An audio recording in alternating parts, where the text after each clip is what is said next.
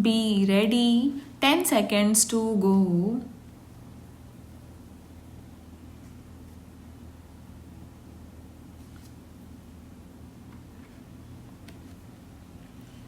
Start. The fiscal year now drawing to a close has been a difficult one by any standards. It has been a year of crisis and of crisis management. It has also been a year of great economic challenges and bold new initiatives. When the new government assumed office 8 months ago, we inherited an economy on the verge of collapse. Inflation accelerating rapidly. The balance of payments was in serious trouble. The foreign exchange reserves were barely enough for 2 weeks of imports. Foreign commercial banks had stopped lending to India. Non resident Indians were withdrawing their deposits. Shortages of foreign exchange had forced a massive import squeeze which had melted the rapid industrial growth of earlier years and had produced negative growth rates from May 1991 onwards. Our first and immediate challenge was to arrest the slide and restore India's credibility both domestically and in the eyes of the world.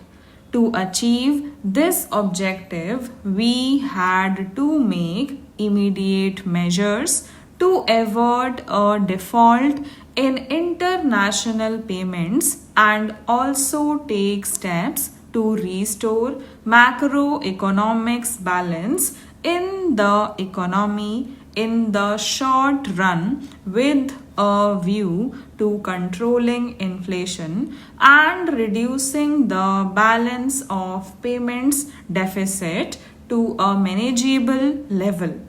Our medium term objective was to place the economy back on the path of high and sustainable growth. The new government took several initiatives in pursuit of these objectives. We took emergency measures to prevent a default in external payments, which would have been highly disruptive. The previous government had already decided to use a part of the gold held by the Reserve Bank of India to mobilize temporary liquidity abroad. We did not consider it prudent to reverse this decision, but we promised to redeem the gold at the earliest opportunity and we have kept our word. We began the process of restoring macroeconomic balance by seeking to reduce the fiscal deficit, which had grown very large in the previous year. We also embarked on a medium term program of structural reform, including new initiatives in trade policy and industrial policy aimed at improving the efficiency, productivity, and international competitiveness of Indian industry. Our longer term objective is to evolve a pattern of production which is labor intensive and generates larger employment opportunities in productive higher income jobs and reduces the disparities in income and wealth between rural and urban areas, which is very much essential now.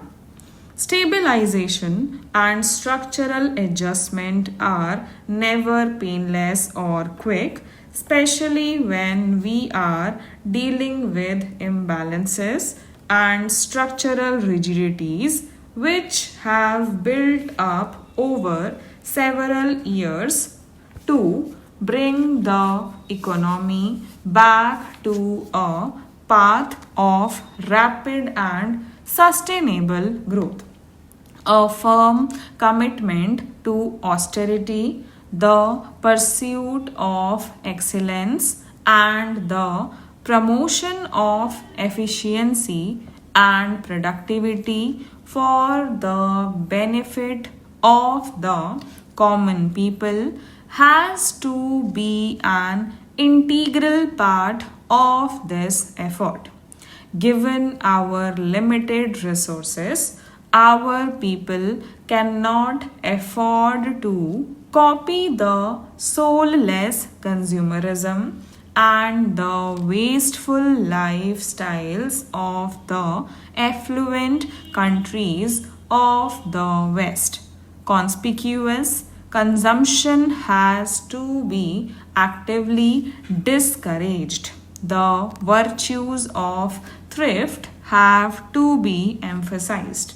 The owners of wealth, as Gandhiji used to say, must learn to regard themselves as trustees of society. We cannot postpone structural reform and adjustment, but we must ensure that the burden of adjustment on the poor and weaker sections of our society is reduced to the maximum possible extent. We are traveling through difficult and uncharted terrain where no action is without attendant risks, and success will not always be immediate. We need patience, perseverance, and national cohesion if we are to succeed. It has been alleged by some people that the reform program has been dictated by the IMF and the World Bank. We are founder members of these two institutions, and it is our right to borrow from them when we need assistance in support of our programs. As lenders, they are required to satisfy themselves about our capacity to repay loans, and this is where conditionality comes into the picture. All borrowing countries hold discussions with these institutions on the viability of the programs of which assistance is sought. We have also held such discussions. The extent of conditionality depends on the amount and the type of assistance sought. However, I wish to state categorically that the conditions we have accepted reflect no more than the implementation of the reform program as outlined by letters of intent sent to the IMF and the World Bank, and are wholly consistent with our national interests. The bulk of the reform program is based on the election manifesto of our party.